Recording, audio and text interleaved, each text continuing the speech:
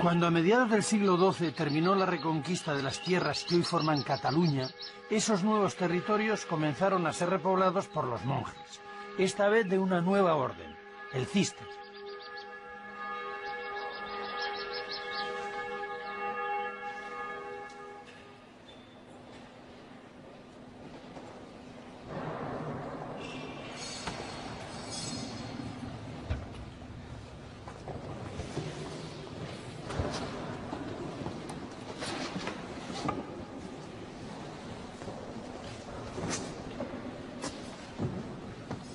La Orden del Císter surge en Francia a finales del siglo XI de una escisión de la Orden benedictina.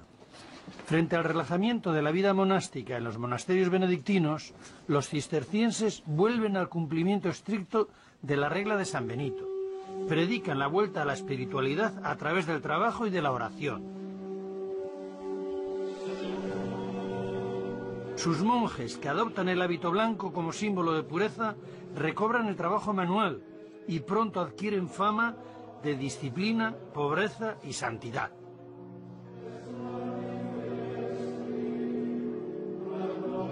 Las fundaciones de sus monasterios se extienden rápidamente por toda Europa. En 2 siglos llegan a fundar casi 700 abadías, gracias a un método sistemático. Cuando un monasterio está ya consolidado, este, que ellos llaman la casa madre, envía a 12 monjes a fundar otro en un nuevo lugar.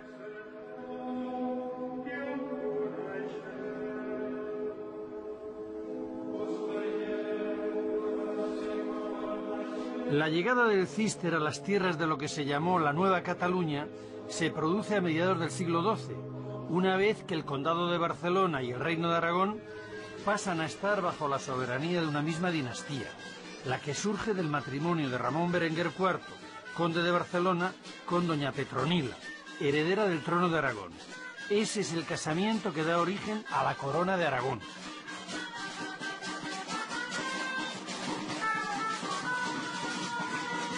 Es el conde de Barcelona quien elige al Císter para repoblar estas tierras tarraconenses recién conquistadas.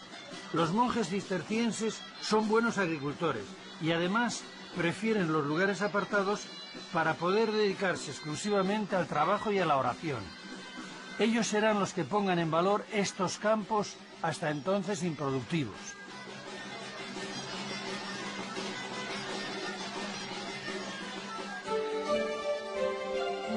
Durante la segunda mitad del siglo XII, los cistercienses levantaron en esta zona 3 monasterios, el de Poblet, el de Santes Creus y el femenino de Valbona.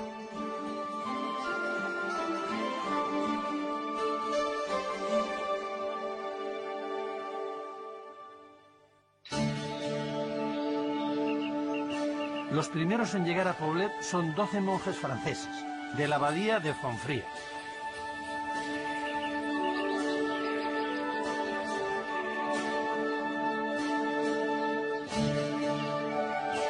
Llegan en el año 1151 con la misión de fundar un monasterio en las tierras cedidas por el conde de Barcelona, Ramón Berenguer IV.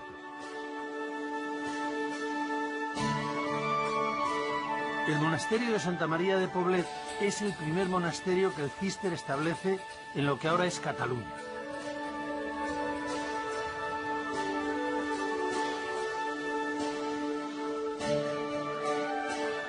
Una vez elegido el emplazamiento, lo primero que construyen los monjes fundadores, además de sus aposentos, es una pequeña iglesia donde celebrar el culto. Más adelante fue utilizada como capilla de la enfermería. Actualmente es la capilla en la que los monjes celebran los oficios religiosos durante las horas en que el monasterio está abierto a los visitantes.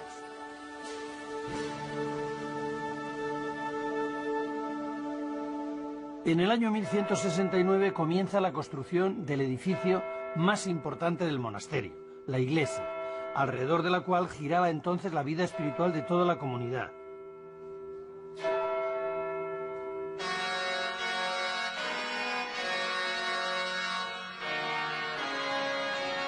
De alguna manera, la calidad de la obra del templo determinaba la categoría del cenobio y su prestigio eclesiástico y civil.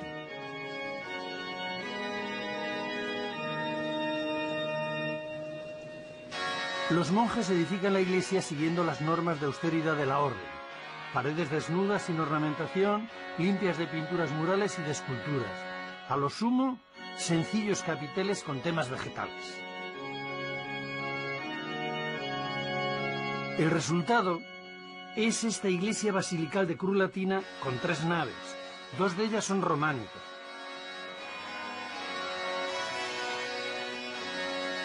En la cabecera tiene un ábside central y rodeando el altar una girola con 5 capillas con sus correspondientes ábsides.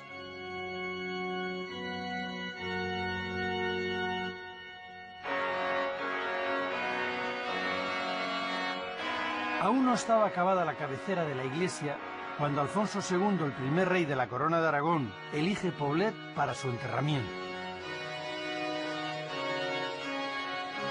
La elección de Poblet como panteón real de la Corona de Aragón es extraordinariamente importante para su futuro. A partir de aquí será el monasterio de referencia en Cataluña, tomando el relevo al monasterio de Ripoll. Y aquí está Jaime el Conquistador, ceremonioso.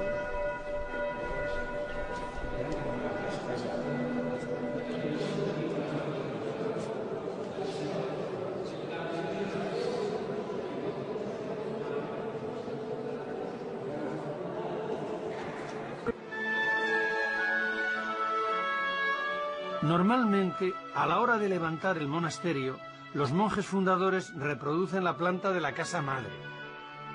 Por eso, en Poblet, la iglesia está situada al sur, como estaba la del monasterio francés de Fonfría. Cuando han levantado la pared de la iglesia que da al interior de la abadía, comienzan a construir sobre ella la galería sur del claustro. Esto sucede hacia el 1200, y lo hacen al estilo románico. Las otras 3 galerías son ya de estilo gótico. El claustro ocupa el centro arquitectónico del monasterio. A lo largo de sus 4 galerías se distribuyen las dependencias monásticas. Es por tanto el espacio a través del cual se comunican todas ellas.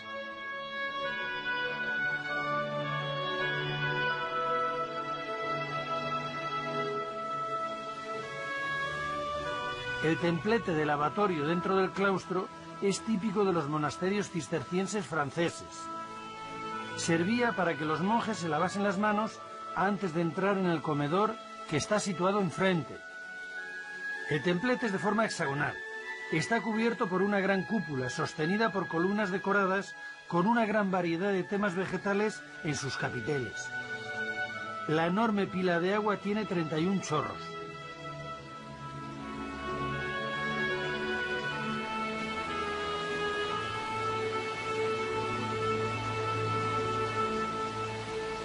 Cerca de 900 años lleva fluyendo esta fuente en una esquina del claustro del monasterio de Poblet. Pertenece al lavatorio. Se construyó siguiendo el modelo que trajeron los monjes cistercienses que vinieron a fundar este monasterio desde Francia. El monasterio es un espacio cerrado, pensado para que el monje alcance una vida de perfección. Y es alrededor de este claustro, centro de un universo de silencio y de paz que acentúa el sonido del agua, donde el monje se refugia para la meditación y la lectura. El gran escritor Josep Pla decía que el silencio de Poblet es obra de Dios. Bueno, padre Abad, llevan ustedes casi 1000 años en este sitio. ¿Qué tiene de actual la vida monástica para mantener en condiciones de vida muy duras a tantas personas? Yo pienso que la vida monástica, aunque parece que es una huida de la sociedad, ha tenido siempre como ese sexto sentido de saber sintonizar con esa sociedad en la que está, en la que ha arraigado. Y hoy día yo pienso que pues, los monasterios pienso que tienen mucho que decir en una sociedad de las prisas, del ruido, de la sociedad del bienestar, la competencia y la vida monástica que todavía es fiel a esa tradición dentro de una sobriedad, de una vida sosegada, tranquila. Yo pienso que son valores que hoy día, una vida comunitaria, de una vida que en una sociedad que también de enfrentamientos, de violencia.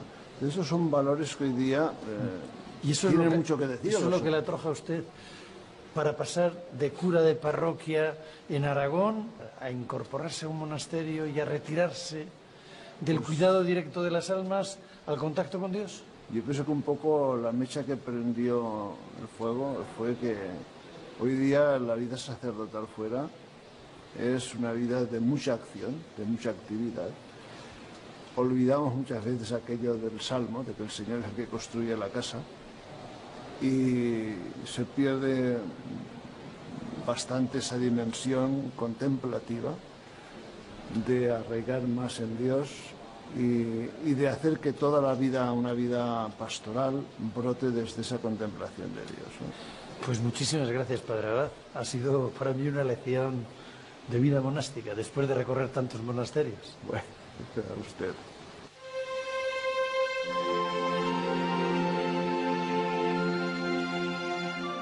Además del claustro mayor, el monasterio de Poblet tiene otros dos más.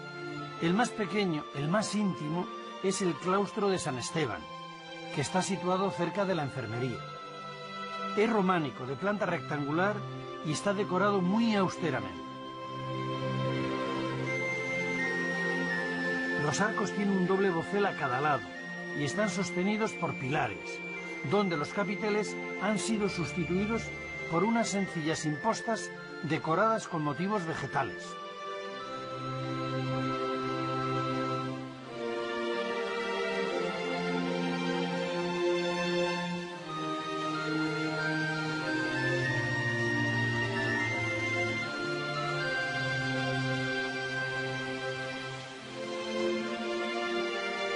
La sala capitular es, después de la iglesia, una de las estancias más importantes del monasterio. Aquí se reúnen los monjes presididos por el abad para leer y comentar la regla de San Benito, para tratar los temas conventuales y para realizar confesiones públicas. Se construyó a comienzos del siglo XIII, con un esmero especial. Es un cuadrado de 15 metros de lado, muy diáfano, sin apenas obstáculos que impidan la visión. Padre Jesús, este era el armario. ¿Aquí cabían todos los libros del monasterio? Bueno, es que el monasterio tenía pocos libros. Hasta la invención de la imprenta, un monasterio con 200 libros era una cosa casi única en Europa, como Ripoll. Entonces los monasterios tenían una biblioteca adaptada a sus circunstancias. No era como ahora, que claro, hay miles y miles de volúmenes. Y el armarium servía para esto, para tenerlos bien guardados. Esto es una reconstrucción, no es el original, porque generalmente todos los armariums se perdieron en el siglo XVI, una vez que la biblioteca se ampliaron con la imprenta. Había muchos herrajes y muchas llaves, pero antes había una cadena que ligaba todo el armario como si fuera una caja de caudales, ¿no? La historia que nos cuenta Humberto Eco en El nombre de la rosa es una invención, porque no había ningún monasterio medieval que tuviera aquella fantástica biblioteca. Claro, es imposible, es una licencia artística, digamos, del autor, ¿no? Es decir, aquella biblioteca en el siglo XIV es imposible. Ni un monasterio, ni una catedral, ni el Vaticano, digamos, ¿no? Es decir, es muy bonito leer aquel laberinto y toda la novela es muy buena, pero es pura fantasía del autor de la novela, ciertamente. Unos pocos libros bien conservados y trancados con llave. Sí, sobre todo eso, bien cerrados, porque era un bien muy precioso. La prueba es que muchas veces en los saqueos, en los robatorios, se iba muy a coger los libros, se llevaban los libros, ¿no? Porque los libros, aparte que eran libros muy preciosos, la mayoría, libros corales, hechos a mano, claro, con letras muy preciosas, muy decorados. Había trabajado todo un equipo de personas y entonces, claro, estos libros eran valiosísimos, ¿no? De manera que a veces en las catedrales, pues los obispos dejaban, como el beato que hay en Gerona, ¿no?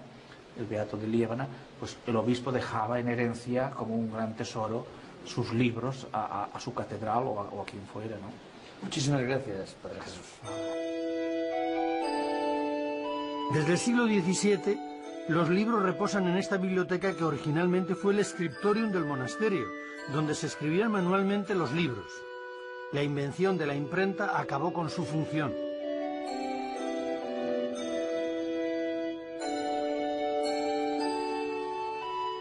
Esta sala rectangular con chimenea es el calefactorio, donde los monjes de otros tiempos se calentaban en los días fríos del invierno.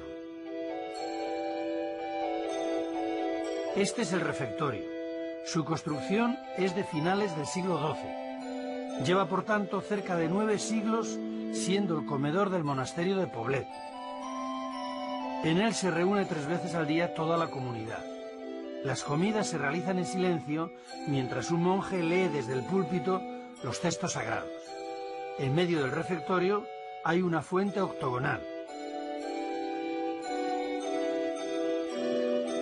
El comedor se comunica con la cocina, que está al lado, a través de una ventanilla por la que se pasaban los platos.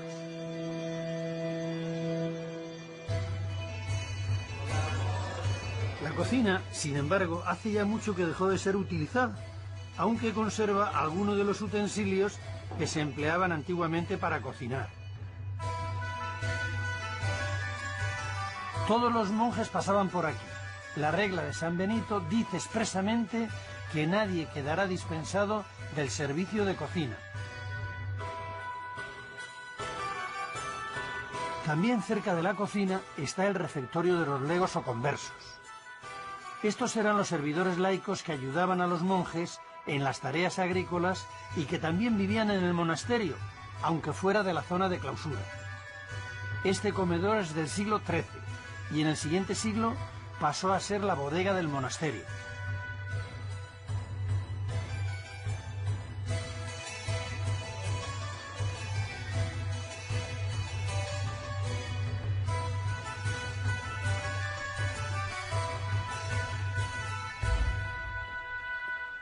Este es el famosísimo dormitorio del monasterio de Poblet.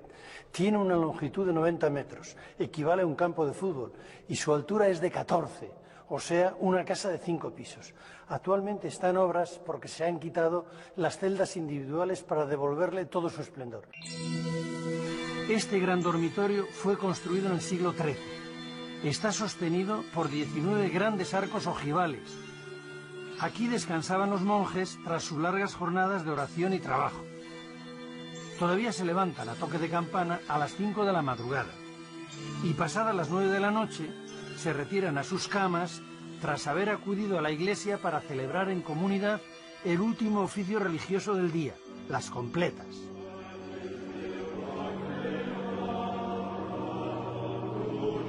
Y así, con este ritmo de oración y trabajo, continúan los monjes de Poblet desde 1151 hasta el día de la fecha.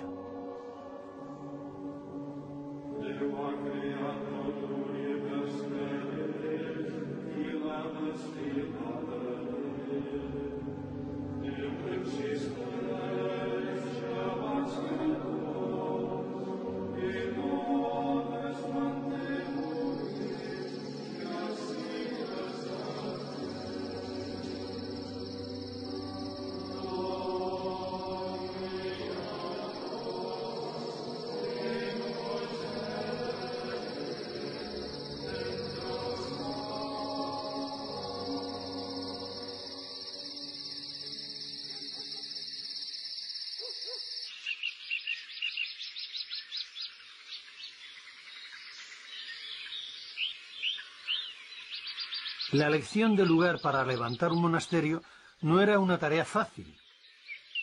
En el caso de este monasterio, el de Santes Creus, los 12 monjes fundadores que vinieron de la abadía francesa de la Gran Selva probaron en otros 2 lugares antes de encontrar este emplazamiento.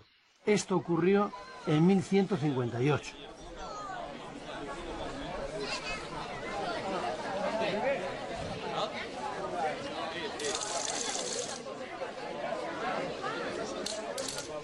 La primera etapa constructiva duró unos 100 años, los que van de finales del siglo XII a finales del XIII, y es de estilo románico.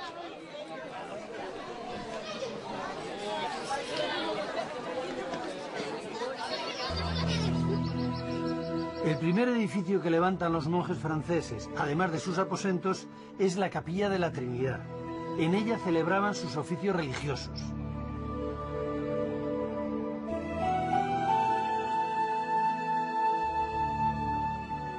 Junto a la capilla hay un claustro que fue construido con la piedra procedente de las demoliciones de las primeras dependencias monásticas.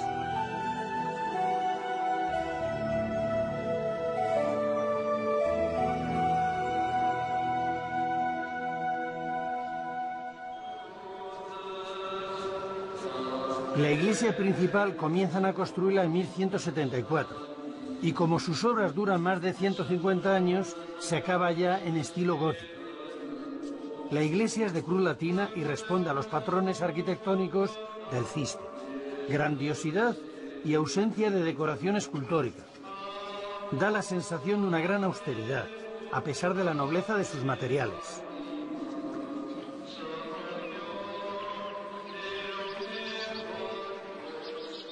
En la cabecera tiene un gran rosetón que apenas se ve porque está tapado por un retablo barroco. Desde el exterior se aprecia mejor.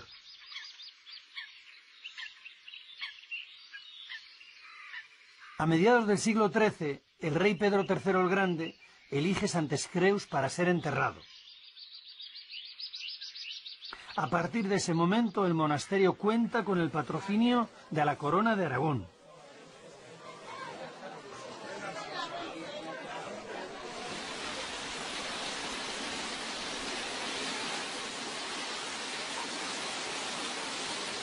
El monasterio tenía desde su origen un claustro románico que fue demolido en el siglo XIV para construir el que actualmente existe de estilo gótico. El maestro que lo hizo, el inglés Reynard de Fonoll, siguiendo la estela de otros maestros románicos, se inmortalizó a sí mismo, con la maza en la mano, en uno de los capiteles.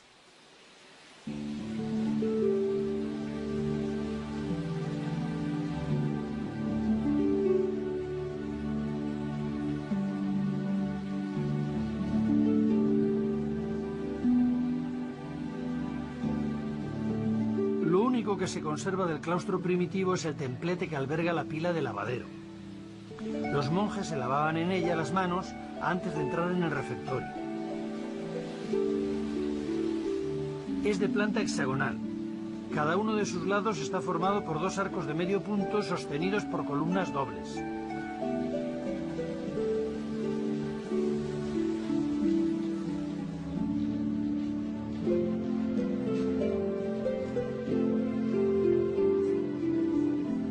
La sala capitular, situada en el centro del ala oriental del claustro, es muy parecida a la de Poblet, aunque un poco más pequeña.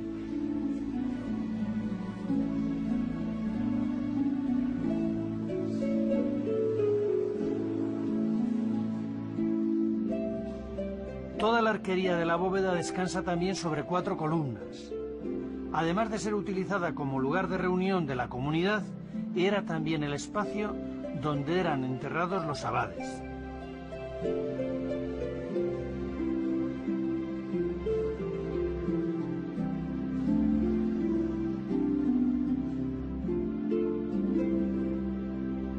Pegada a la sala capitular está la escalera por la que se sube al dormitorio de los monjes. La estancia, completamente diáfana, tiene 46 metros de largo, la mitad que la de Poblet. Aquí, inicialmente, dormían en jergones tendidos en el suelo los 50 monjes que tenía el monasterio. En uno de sus extremos tiene otra escalera, la llamada escalera de Maitines, que se utilizaba para acceder directamente a la iglesia desde el dormitorio para el primer rezo de la mañana. Los monjes cistercienses fueron unos reputados técnicos agrícolas. Ellos, con la ayuda de los conversos, cultivaban personalmente los huertos que quedaban dentro de la tapia monástica, así como las fincas próximas que quedan fuera del monasterio. Lograr el autoabastecimiento era vital para la comunidad, que entre monjes y conversos alcanzaba el centenar de personas.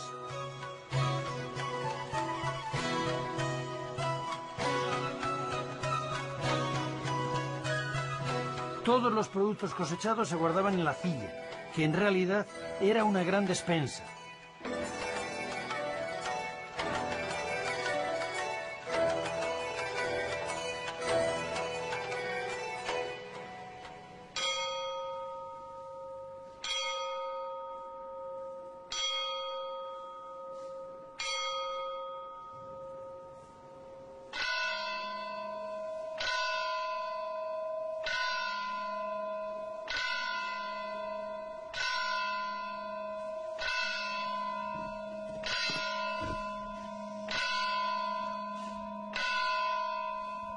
Desde el año 1175 llevan las monjas cistercienses viviendo en este monasterio, el de Santa María de Valbona, el cenobio cisterciense femenino más importante de Cataluña. Sus fundadoras son monjas navarras del monasterio de Tulebras.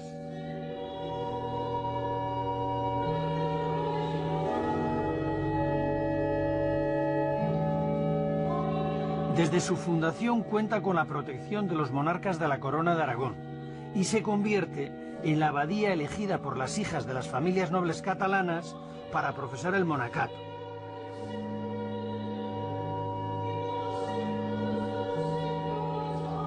Es tan grande la demanda para entrar en él que la comunidad de monjas llega a ser de hasta 150.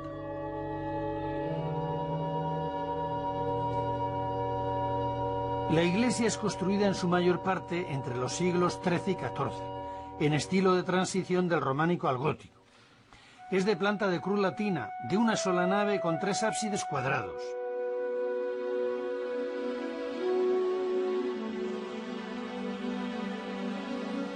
En la intersección de la nave con el crucero tiene una cúpula octogonal fantástica.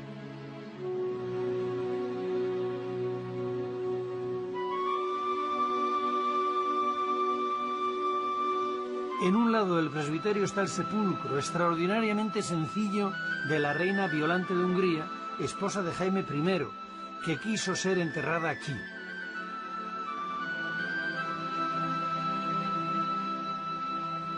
La puerta principal de la iglesia está decorada con uno de los primeros relieves de la Virgen María que aparecen en un tímpano en Cataluña.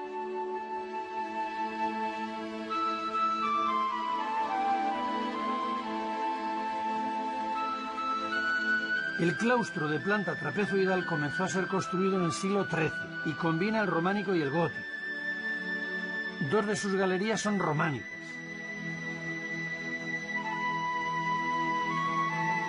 Los arcos de medio punto están agrupados de 3 en 3 bajo otro arco apuntado y tienen un rosetón en el tímpano. Los capiteles están decorados con temas vegetales.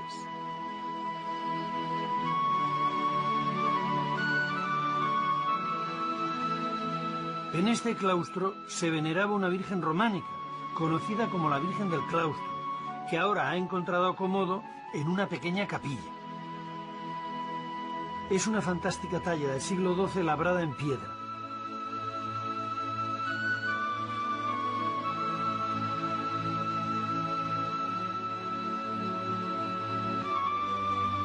De las dependencias románicas que quedan en el monasterio, la sala capitular es la más notable.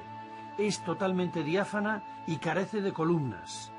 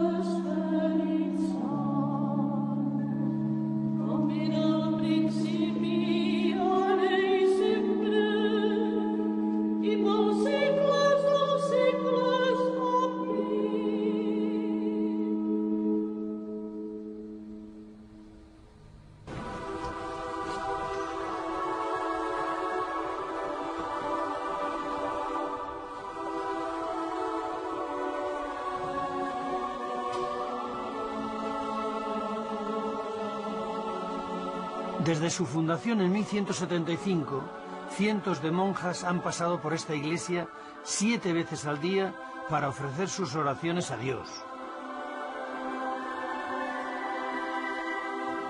Ahora una docena de ellas, con sus rezos y su trabajo, continúan manteniendo vivo el espíritu que hace ya 9 siglos la Orden del Císter puso en pie en este lugar.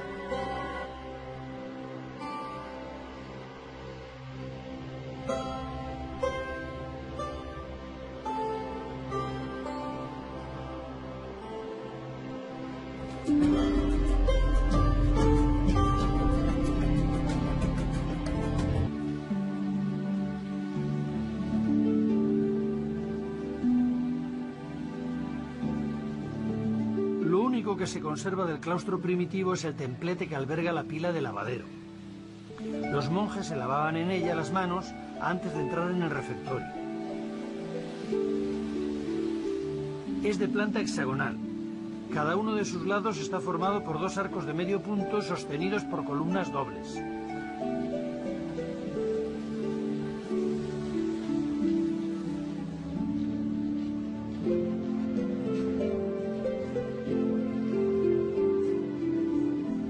La sala capitular, situada en el centro del ala oriental del claustro, es muy parecida a la de Poblet, aunque un poco más pequeña.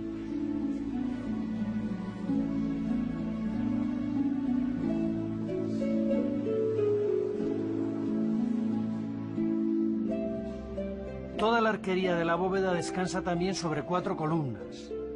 Además de ser utilizada como lugar de reunión de la comunidad, era también el espacio donde eran enterrados los abades.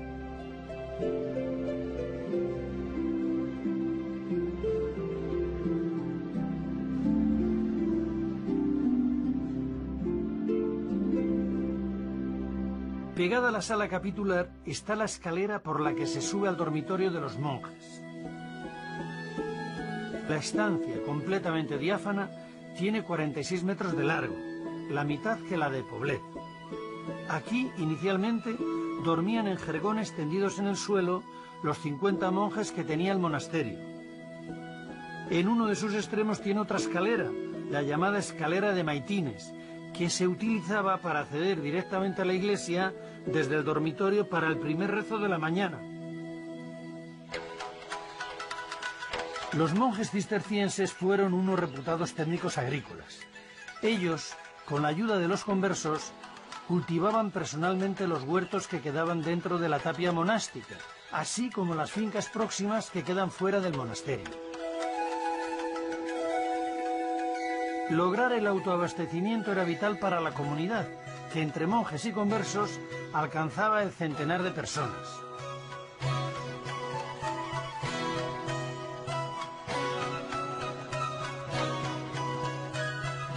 Todos los productos cosechados se guardaban en la cilla, que en realidad era una gran despensa.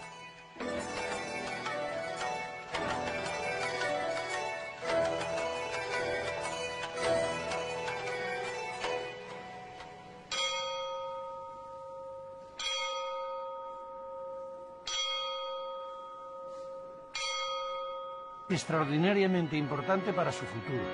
A partir de aquí será el monasterio de referencia en Cataluña, tomando el relevo al monasterio de Ripoll. Y aquí está Jaime el Conquistador, ceremonioso.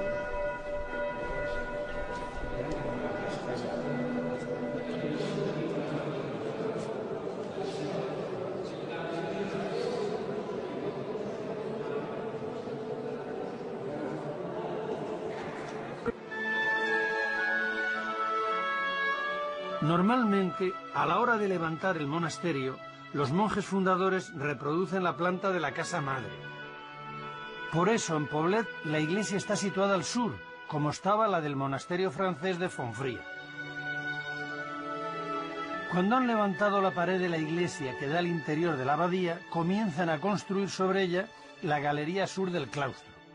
Esto sucede hacia el 1200, y lo hacen al estilo románico. Las otras 3 galerías son ya de estilo gótico. El claustro ocupa el centro arquitectónico del monasterio. A lo largo de sus 4 galerías se distribuyen las dependencias monásticas. Es por tanto el espacio a través del cual se comunican todas ellas.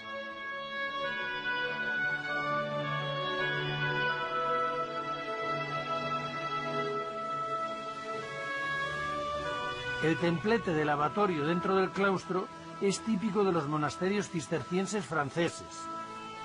Servía para que los monjes se lavasen las manos antes de entrar en el comedor que está situado enfrente.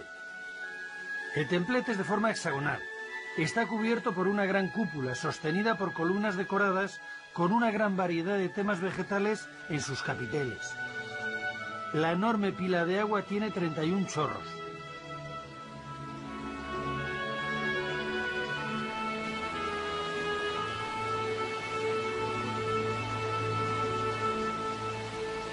Cerca de 900 años lleva fluyendo esta fuente en una esquina del claustro del monasterio de Poblet. Pertenece a lavatorio. Se construyó siguiendo el modelo que trajeron los monjes cistercienses que vinieron a fundar este monasterio desde Francia. El monasterio es un espacio cerrado, pensado para que el monje alcance una vida de perfección.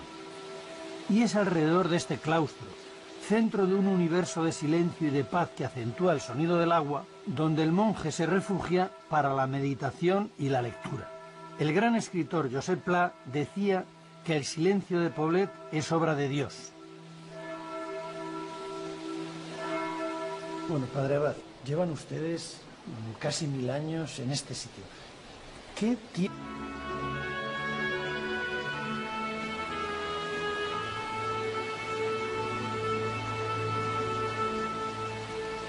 Cerca de 900 años lleva fluyendo esta fuente en una esquina del claustro del monasterio de Poblet.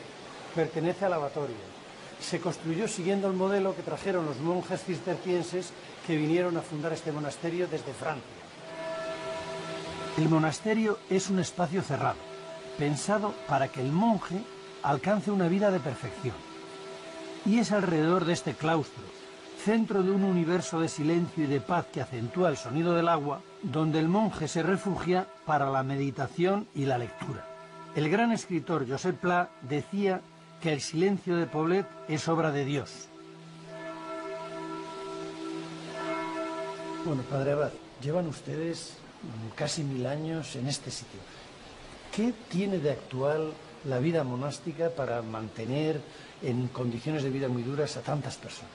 Yo pienso que la vida monástica, aunque parece que es una huida de la sociedad, ha tenido siempre como ese sexto sentido de saber sintonizar con esa sociedad en la que está, en la que ha arraigado. Y hoy día yo pienso que pues los monasterios pienso que tienen mucho que decir en una sociedad de las prisas, del ruido, de la sociedad del bienestar, la competencia y la vida monástica que todavía es fiel a esa tradición dentro de una sobriedad, de una vida sosegada, tranquila. Pienso que son valores que hoy día, una vida comunitaria, de una vida en una sociedad que también de enfrentamientos, de violencia. Esos son valores que hoy día tienen mucho que decir. Eso es lo que le atrajo a usted para pasar de cura de parroquia en Aragón a incorporarse a un monasterio y a retirarse del cuidado directo de las almas al contacto con Dios. Yo pienso que un poco la mecha que prendió el fuego fue que hoy día la vida sacerdotal fuera es una vida de mucha acción, de mucha actividad. Olvidamos muchas veces aquello del Salmo, de que el Señor es el que construye la casa, y se pierde bastante esa dimensión contemplativa de arraigar más en Dios y de hacer que toda la vida, una vida pastoral, brote desde esa contemplación de Dios, ¿no? Pues muchísimas gracias, padre Abad. Ha sido para mí una lección de vida monástica, después de recorrer tantos monasterios. Bueno, a usted.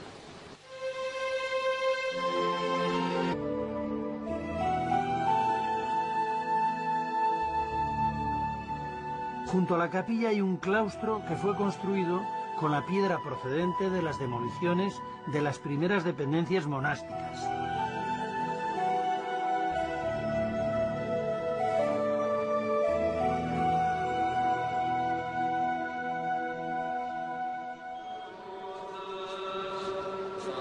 La iglesia principal comienzan a construirla en 1174 y como sus obras duran más de 150 años, se acaba ya en estilo gótico. La iglesia es de cruz latina y responde a los patrones arquitectónicos del Císter, grandiosidad y ausencia de decoración escultórica. Da la sensación de una gran austeridad, a pesar de la nobleza de sus materiales.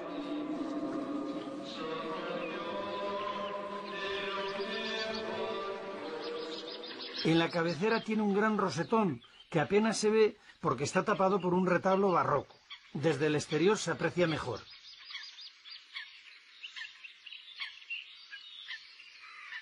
A mediados del siglo XIII, el rey Pedro III el Grande elige Santes Creus para ser enterrado. A partir de ese momento, el monasterio cuenta con el patrocinio de la Corona de Aragón.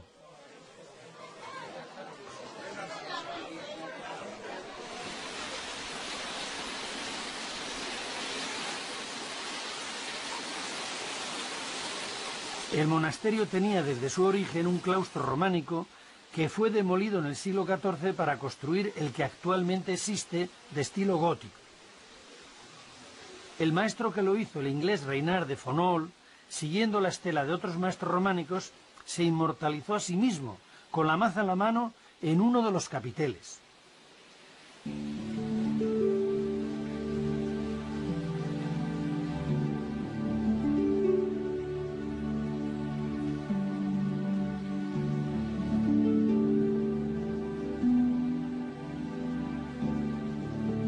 Lo único que se conserva del claustro primitivo es el templete que alberga la pila del lavadero. Los monjes se lavaban en ella las manos antes de entrar en el refectorio. Es de planta hexagonal. Cada uno de sus lados está formado por dos arcos de medio punto sostenidos por columnas dobles.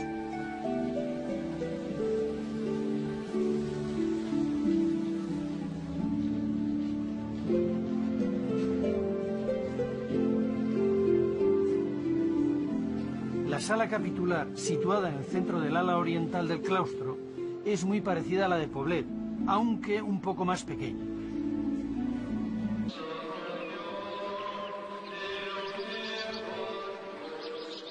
En la cabecera tiene un gran rosetón, que apenas se ve porque está tapado por un retablo barroco. Desde el exterior se aprecia mejor.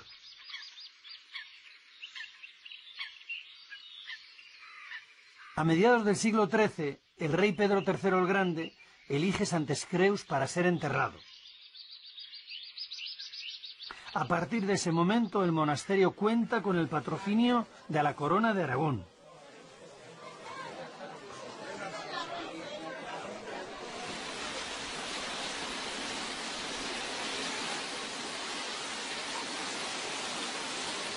El monasterio tenía desde su origen un claustro románico que fue demolido en el siglo XIV para construir el que actualmente existe de estilo gótico.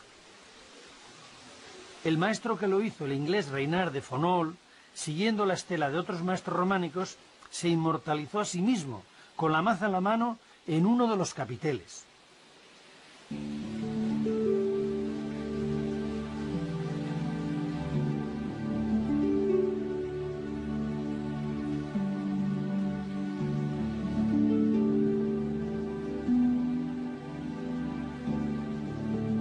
Lo único que se conserva del claustro primitivo es el templete que alberga la pila del lavadero. Los monjes se lavaban en ella las manos antes de entrar en el refectorio. Es de planta hexagonal. Cada uno de sus lados está formado por dos arcos de medio punto sostenidos por columnas dobles.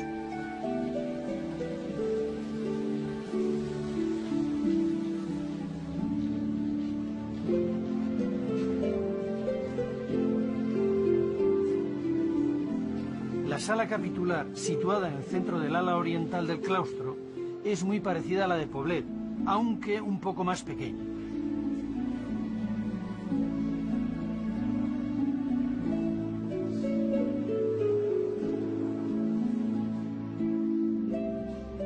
Toda la arquería de la bóveda descansa también sobre 4 columnas. Además de ser utilizada como lugar de reunión de la comunidad, era también el espacio donde eran enterrados los abades.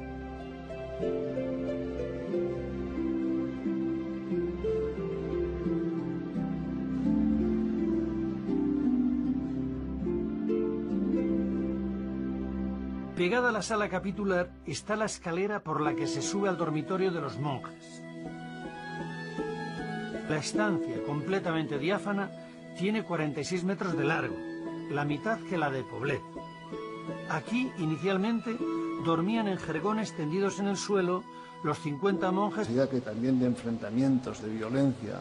Esos son valores que hoy día y eso tienen mucho que decir. Eso es lo que le atrajo a usted para pasar de cura de parroquia en Aragón a incorporarse a un monasterio y a retirarse del cuidado directo de las almas al contacto con Dios? Yo pienso que un poco la mecha que prendió el fuego fue que hoy día la vida sacerdotal fuera es una vida de mucha acción, de mucha actividad. Olvidamos muchas veces aquello del Salmo, de que el Señor es el que construye la casa, y se pierde bastante esa dimensión contemplativa de arraigar más en Dios y de hacer que toda la vida, una vida pastoral, brote desde esa contemplación de Dios, ¿no? Pues muchísimas gracias, Padre Abad. Ha sido para mí una lección de vida monástica, después de recorrer tantos monasterios. Bueno, a usted.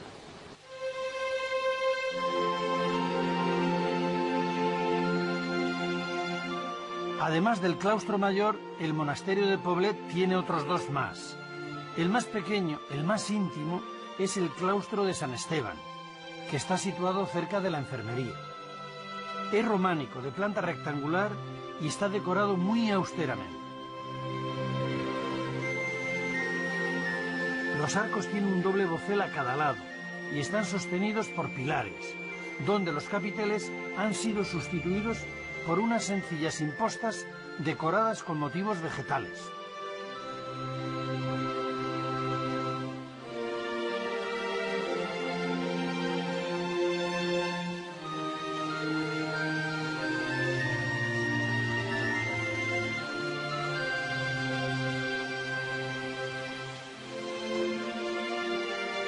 La sala capitular es, después de la iglesia, una de las estancias más importantes del monasterio. Aquí se reúnen los monjes presididos por el abad para leer y comentar la regla de San Benito, para tratar los temas conventuales y para realizar confesiones públicas. Se construyó a comienzos del siglo XIII, con un esmero especial. Es un cuadrado de 15 metros de lado, muy diáfano, sin apenas obstáculos que impidan la visión. Padre Jesús, este era el armario. ¿Aquí cabían todos los libros del monasterio? Bueno, es que el monasterio tenía pocos libros. Hasta la invención de la imprenta, un monasterio con 200 libros era una cosa casi única en Europa, como Ripoll. Entonces los monasterios tenían una biblioteca adaptada a sus circunstancias. No era como ahora, que claro, hay miles y miles de volúmenes. Y el armarium servía para esto, para tenerlos bien guardados. Esto es una reconstrucción, no es lo... Se comunican todas ellas.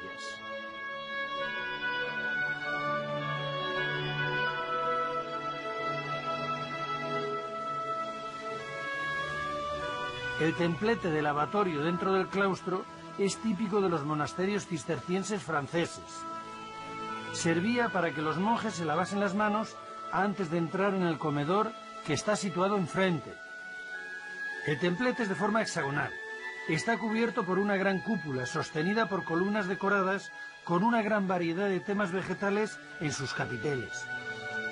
La enorme pila de agua tiene 31 chorros.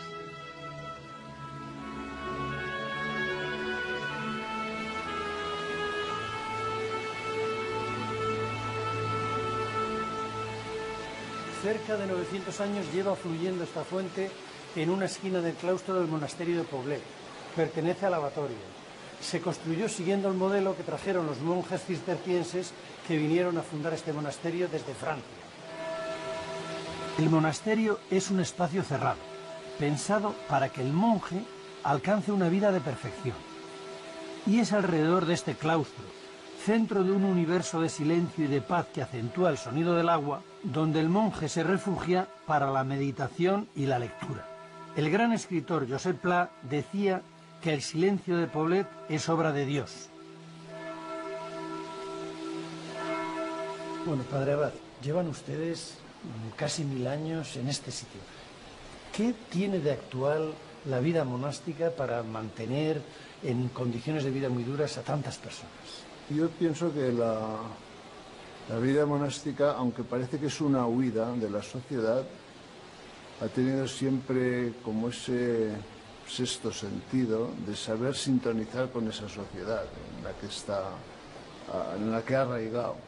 Y hoy día yo pienso que pues, los monasterios pienso que tienen mucho que decir en una sociedad de las prisas, del ruido, de la sociedad del bienestar, la competencia y la vida monástica, que todavía es fiel a esa tradición dentro de una sobriedad, de una vida sosegada, tranquila.